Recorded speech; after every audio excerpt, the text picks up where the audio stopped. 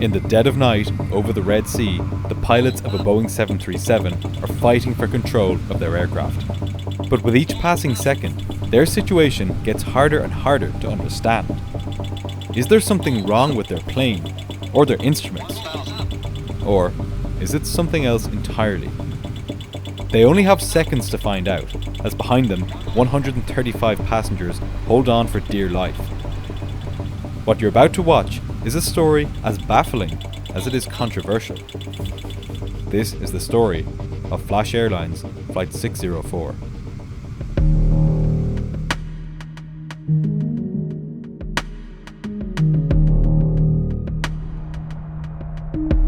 It was just after 4 o'clock in the morning on January 3rd, 2004, at Sharm el-Sheikh Airport in Egypt. A Flash Airlines Boeing 737 was gearing up for a flight to Cairo and then onwards to Paris, operating as Flight 604. The aircraft would be nearly full, with 135 passengers, all except 3 of whom were French tourists, returning home after having spent Christmas and New Year's in Egypt. Taking care of them were 4 cabin crew. There were also 6 off-duty crew on board, including a maintenance engineer, which, along with the 3 pilots up front, brought the grand total to 148 passengers and crew.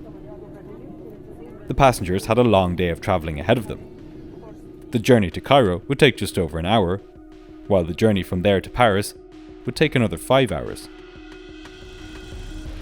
In command of the flight was 53-year-old Captain Kader Abdallah.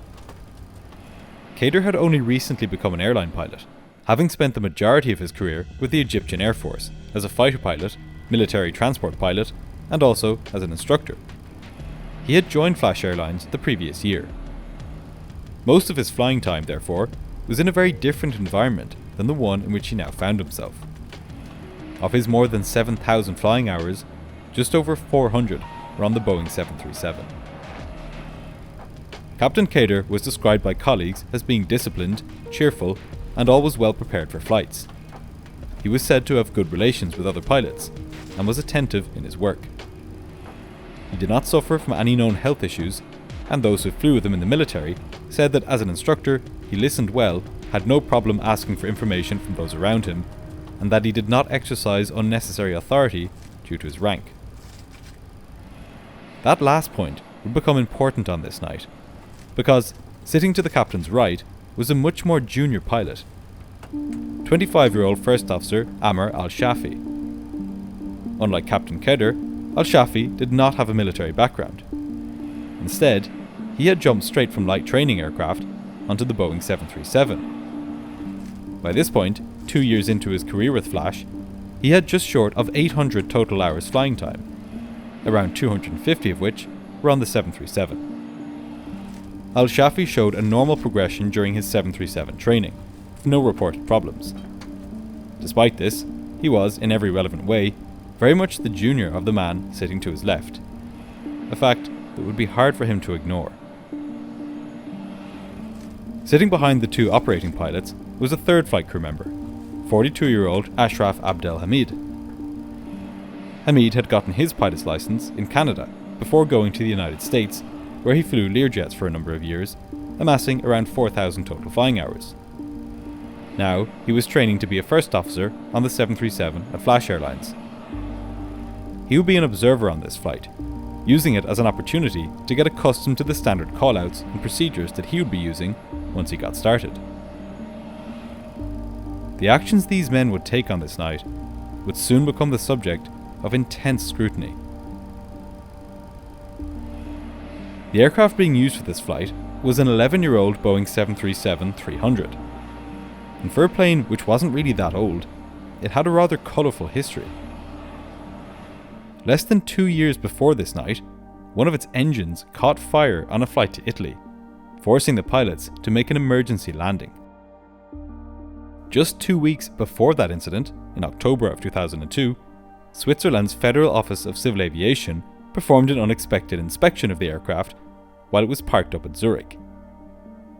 During this inspection, they found evidence of missing navigational documents, fuel reserves not being calculated to international standards, issues with emergency exit signage, and maintenance deficiencies in the plane's landing gear, engines, and flight controls. Those, by the way, are three quite important parts of the plane. In fact, so severe were these issues that the aircraft was grounded in Zurich until the airline fixed it. Just days later, Flash Airlines was banned from flying into Switzerland. As the passengers of Flight 604 stepped on board, there was little indication that this was going to be anything other than an ordinary flight on an ordinary airline. They had bought their tickets, and soon, they thought, they would be back home. But Flash Airlines was anything but ordinary.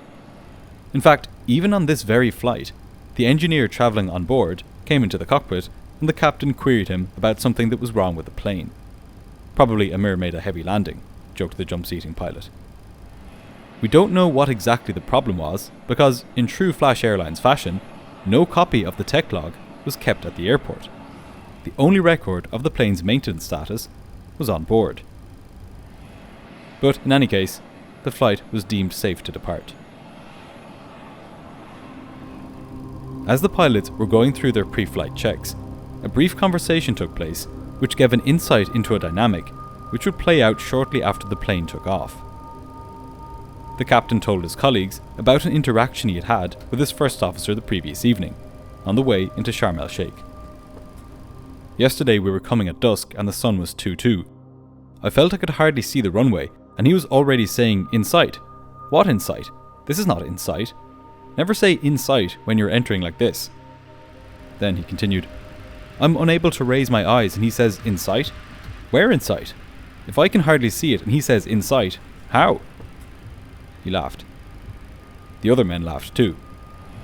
But this story had now enforced a dynamic which was already a risk on this flight. One where it would be difficult for the junior first officer to challenge his much more senior captain. Further compounding this was that Flash Airlines did not provide crew resource management training which was not mandatory in Egypt at the time. Whether or not a cockpit crew worked well together as a team was pretty much dependent on the particular personalities that happened to be operating that flight on that particular day. So, while the captain's anecdote about coming in at sunset did not directly cause the events we're now about to see, it does shed light on how an unchecked authority gradient, combined with a stark experience gap, can quietly shape a cockpit long before anything goes wrong. In any case, the topic soon changed to a search for some missing luggage, as the pilots completed the last of their pre-flight duties. Before long, everyone was on board, all luggage was accounted for, and the aircraft had been filled with just over 7 tons of fuel for the trip to Cairo. The doors were closed, and at 4:30 that morning, Flight 604 was pushed back from its gate at Sharm el-Sheikh. The captain would be flying the leg to Cairo, while the first officer did the paperwork and handled the radios. The weather on this night was perfect for flying, clear skies and light winds from the west. The pilots started the engines and began their taxi to runway 22 right. As they taxied out, the crew completed the last of their checklists, setting the flaps to 5 degrees and checking that the flight controls worked properly. At this point, the controller gave the crew their clearance to Cairo. After departure, they were to climb initially to flight level 140 and use a squawk code of 1673. The first officer set this clearance up on the autopilot panel and the transponder, respectively. In the passenger cabin, once the safety briefing was complete, the cabin crew dimmed the lights and the passengers began settling in for the long journey ahead. It would be more than 6 hours before they arrived in Paris. As the plane neared the runway, the controller cleared the flight for takeoff and detailed the route it was to follow after departure. Sharm el-Sheikh Airport sits on the coast, right between the Red Sea and a tall mountain range to the northwest, with peaks ranging up to over 8,000 feet. Because of this, departures off runway 22 include a left-hand turn, taking aircraft the long way around, giving them lots of space to gain altitude before they cross the mountains. On this morning, the controller told Flight 604 to take a left turn after departure and then to intercept the 306 radial from the Sharm el-Sheikh radio beacon. So, the pilots set up their navigation radios to pick up this beacon. It was a simple departure, which both pilots had carried out plenty of times before, both during the day and at night time. Basically, they would do a left turn all the way around towards the Sharm el-Sheikh radio beacon. The first officer turned on the landing lights, and the captain entered runway 22 right and lined up. The captain set the throttles to take off thrust, and the 737 began powering down the runway. Within a few moments, the aircraft reached its takeoff speed, and the captain hauled it into the dark Egyptian sky. With the aircraft barely 10 feet above the ground, the captain called for the first officer to engage the heading select mode of the autopilot. Normally, the first thing the pilot flying would call for after takeoff is for the landing gear to be raised. But for some reason, the captain had jumped ahead in this sequence. The first officer rightly ignored this call out, and then, 2 seconds later, the captain called for the gear to be raised. Then, as the aircraft climbed through 400 feet above the ground, the captain again called for heading select, and the first officer engaged it. Now, the plane was climbing out normally, on the runway heading to its initial altitude of 14,000 feet. It's not known why the captain got these items in the wrong sequence.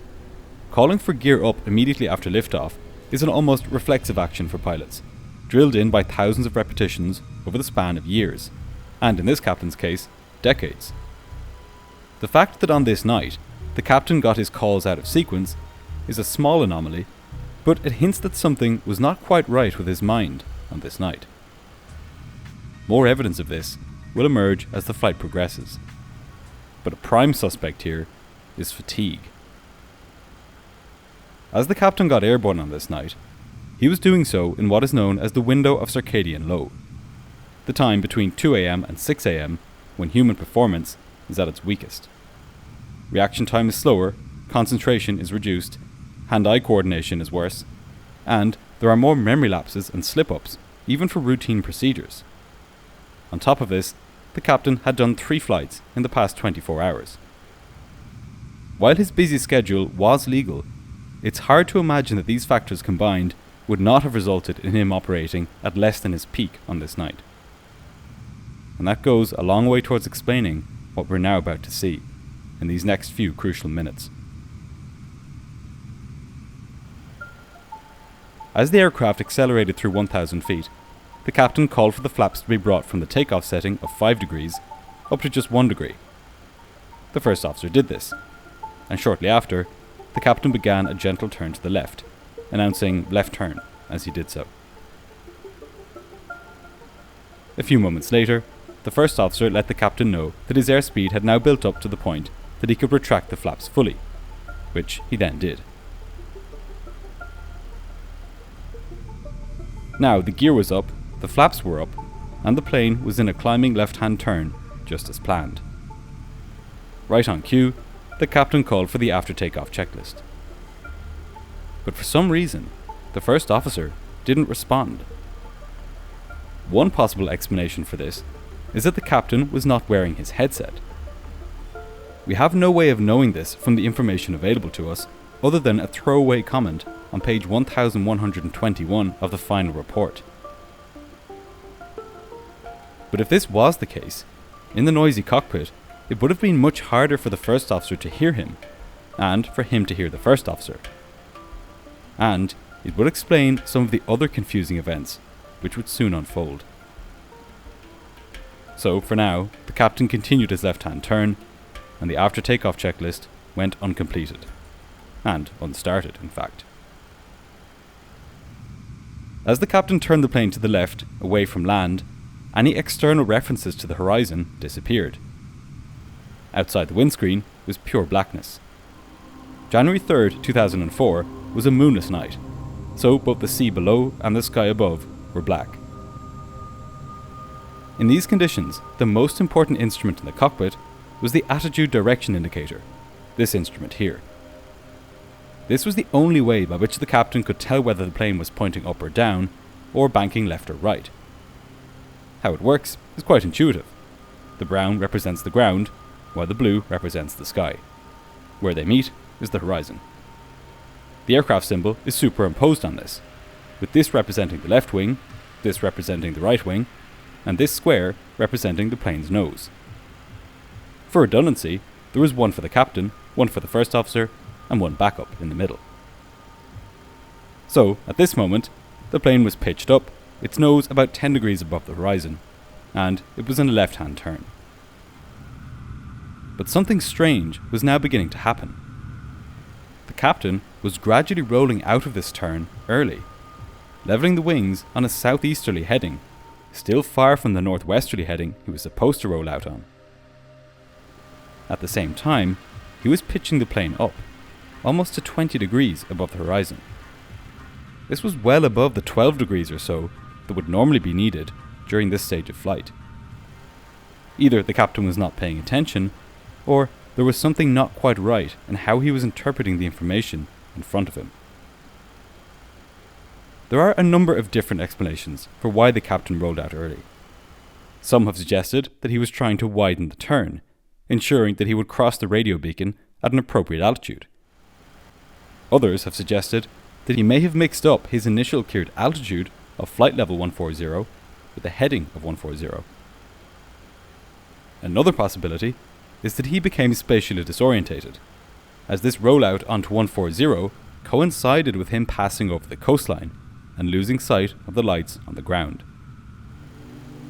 In any case, with the aircraft now climbing through 3,000 feet and having flown the first part of the departure by hand, the captain decided that it was time to let the autopilot take over. He asked the first officer to engage it. For the first few moments, the first officer gave no response. Then the captain said, "Not yet." It's unclear what he was referring to, but a second later, the first officer engaged the autopilot and told the captain that he had done so. Now, things started to get really strange. On a conventional aircraft like the Boeing 737, the control wheel is directly connected via cables and pulleys to the flight control surfaces on the wings and tail.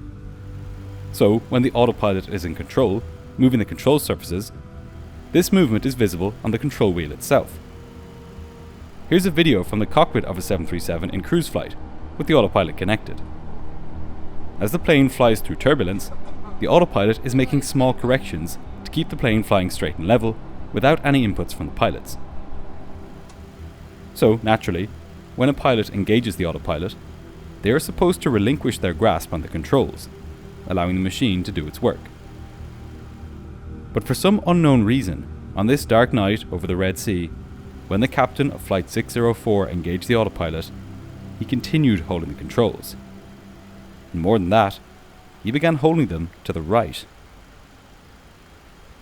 Up until this point, the plane's autopilot had been in a mode called heading select, where it would guide either the pilots or the autopilot to turn the plane onto a certain heading. But now, because the captain was applying force to the controls, the autopilot mode changed from heading select to a mode known as control wheel steering. In this mode, the pilot basically flies the aircraft through the autopilot. The autopilot is still connected, but the pilot controls the roll of the plane with the control wheel. The captain was surprised at this. As soon as the switch happened, he exclaimed something in Arabic. It's not clear whether he even realized that he was controlling the bank of the plane. All he knew was that the plane was not responding as he expected. But as he continued holding the controls, the autopilot disconnected entirely. Now, with the pitch of the aircraft still nearly 20 degrees, the airspeed started to bleed off. It was no longer flying at the desired speed of 220 knots, but at 200, and then at 190. Confused about what the aircraft was doing, the captain again called for the engagement of the heading select mode of the autopilot. This, he figured, would return the flight to some normal state of affairs.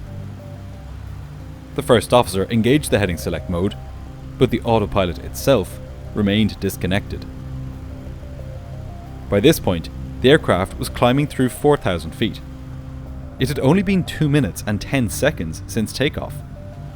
But over the next few moments, the mild confusion in the cockpit would escalate into something much more serious.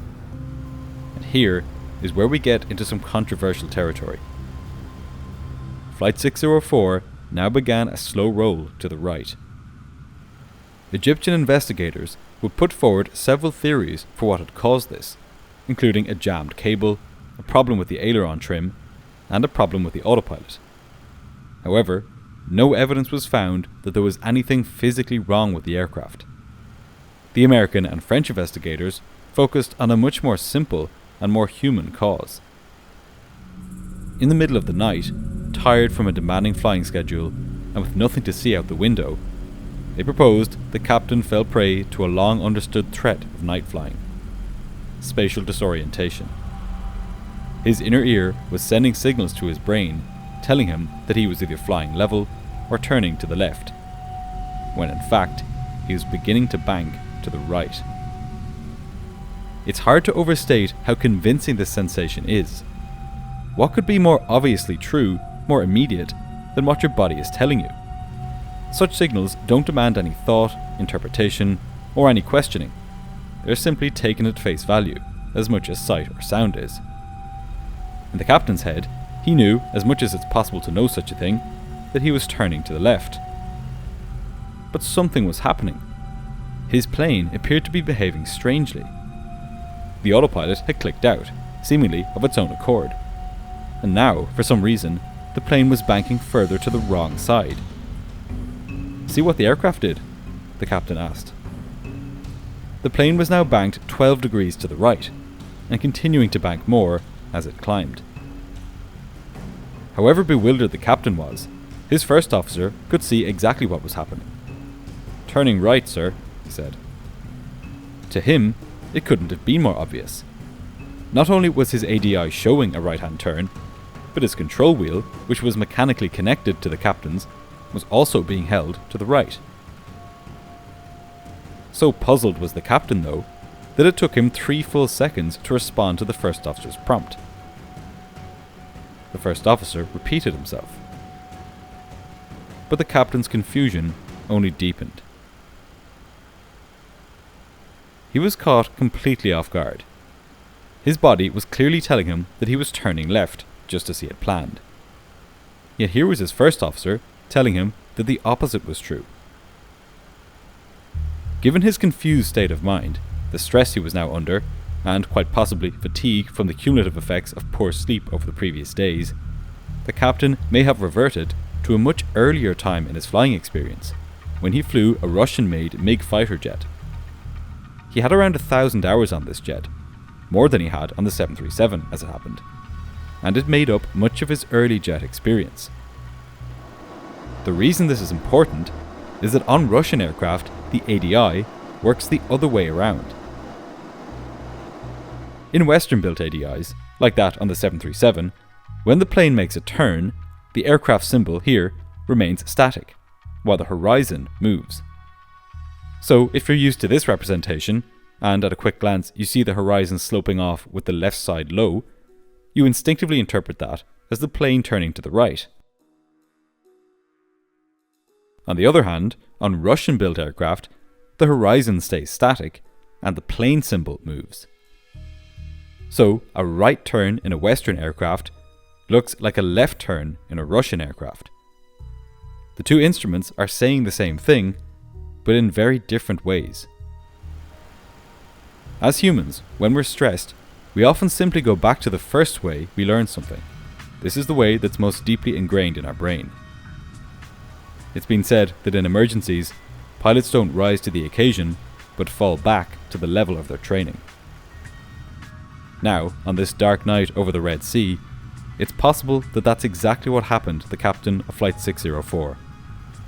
Confused, tired, and stressed, the signals his body was sending him, telling him that he was in a left-hand turn, matched what he saw on his instruments, given his previous early experience with Russian-style attitude indicators. To him, the autopilot disconnecting was an isolated anomaly, rather than a symptom of the very illusion he was now succumbing to. So imagine his confusion when the first officer told him that he was turning to the right. As the seconds ticked on, the captain's confusion only grew. He continued holding the control wheel to the right, and the aircraft obeyed, its bank angle now approaching 40 degrees.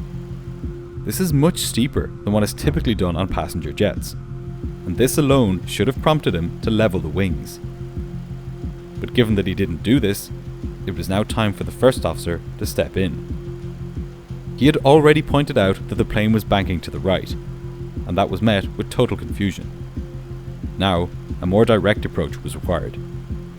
He could tell the captain outright to turn the control wheel to the left.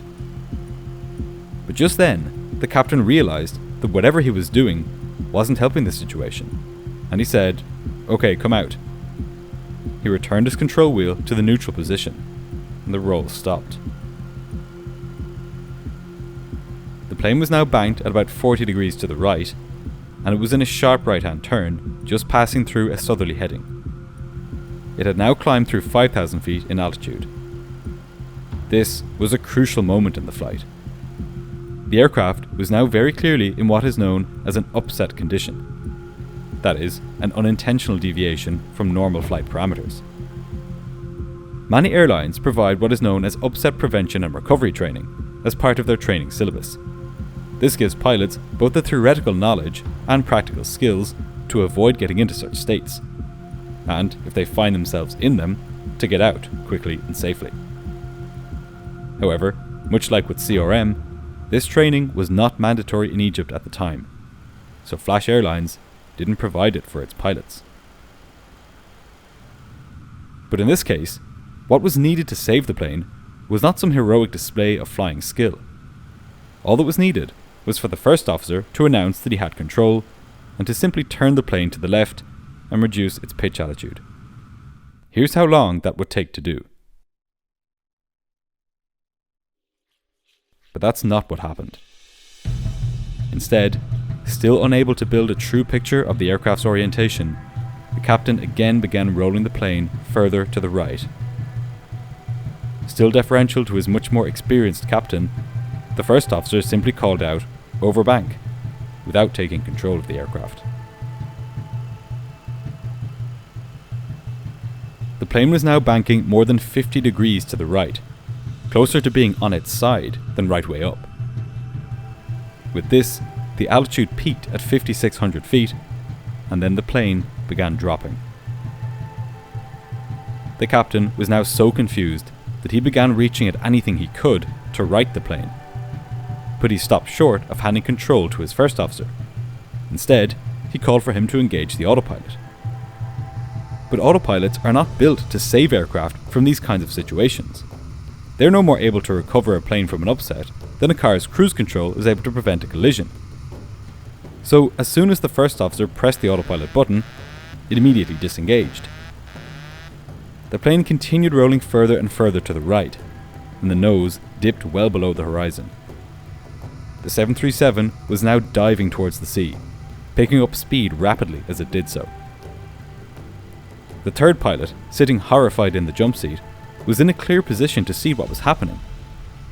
But perhaps believing it was not his place to get involved, or that doing so would only increase confusion, he didn't say anything. He was helplessly watching disaster unfold. In the back, the passengers knew that something was going badly wrong. They could feel themselves getting lighter in their seats as the nose dipped below the horizon, and as the wind began whooshing past the fuselage. Panicked, some passengers began screaming. "Over bank, over bank, over bank," shouted the first officer. But the captain kept the control wheel held to the right, worsening its dive with every passing second. Now, its nose was 40 degrees below the horizon, and the aircraft had rolled onto its side. The captain called for the autopilot again, but nothing could help him now. The airspeed was rapidly increasing and approaching the point where the plane could be torn apart by aerodynamic forces. Seeing this, the observer shouted at the captain to pull the engine power back. The captain pulled the throttles all the way back to idle. But idle power is barely enough to slow a plane down when it's descending normally. with the nose pointed directly at the ground, this was hopeless in reducing its speed.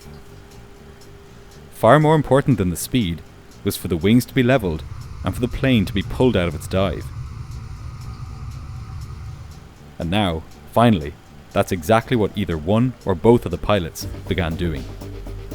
The plane rolled sharply to the left, and then the control wheels were pulled hard towards the pilots. Just 1,300 feet above the water, the overspeed placard began sounding. Finally, the plane was being pulled out of its terrifying dive. It was an incredibly violent maneuver, with the G-forces pushing everyone on board into their seats, causing them to weigh 3 and then 4 times their normal weight, as the plane heaved its nose upwards. The aerodynamic noise was tremendous, and the hellish cacophony in the cockpit was soon worsened by the appearance of the most feared warning of all, that of the ground proximity warning system. Pull up! Pull up! Pull up! Pull But there up. just wasn't enough altitude Pull left up. to recover. Pull up! Pull. Less than 3 minutes after takeoff, travelling at 770 kilometers per hour, Flight 604 smashed into the Red Sea. All 148 people on board were killed instantly. Flash Airlines went bankrupt shortly after the accident. But that's not where the story ends. The crash of Flight 604 gave the European Aviation Safety Agency the final push it needed to bring in a rule where, if one of its member states banned an airline from operating, this ban would automatically apply for all of the countries in the European Union. If this rule had been in place at the time, this accident may never have happened. The crash itself served as a powerful reminder of the importance of crew resource management, regardless of the root cause of the accident, be it spatial disorientation, automation confusion, or mechanical failure. CRM training, which was not mandatory at the time, is now required in most parts of the world, including Egypt. In aviation, accidents rarely occur because of one single failure. They happen when a long chain of mistakes, latent risks, and vulnerabilities line up in just the wrong way. The story of aviation safety over the past few decades is the story of each of these links in the chain being addressed, one by one, not always through new technology, but through better training, better culture, and a growing recognition that safety depends as much on human interaction as it does on engineering.